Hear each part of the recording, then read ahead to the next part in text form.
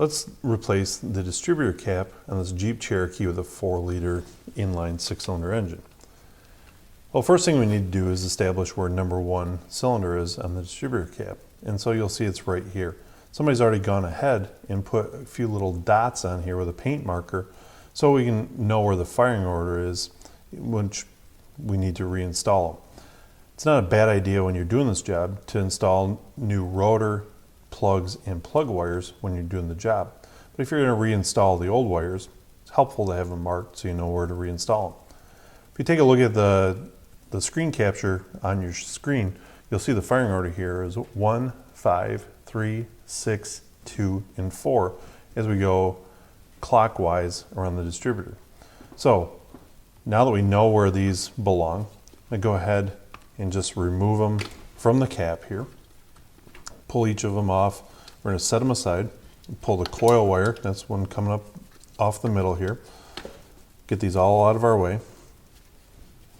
Once all the plug wires are off, now I just have to take my Phillips screwdriver and remove the 2 hold down screws that are holding the distributor into place.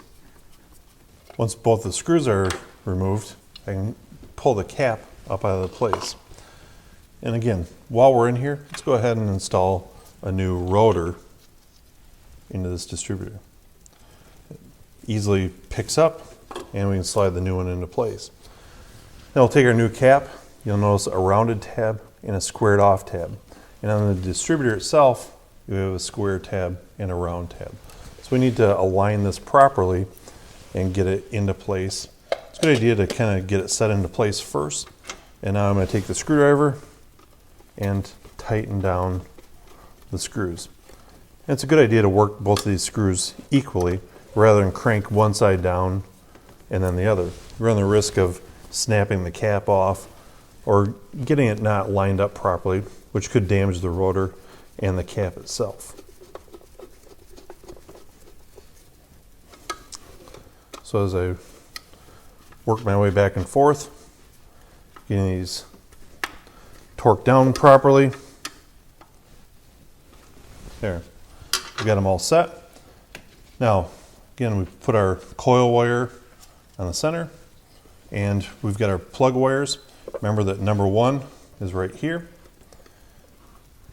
And if we follow our marks, so we've got 1, 5, 3, 6, 2, and 4. You can always follow the path of the wiring here to figure out which one is which. But it's, again, quite helpful if you already have the paint marks on there. Make sure that each of them are clipped in properly. And once you get them all installed, the job is complete. You're all set to go.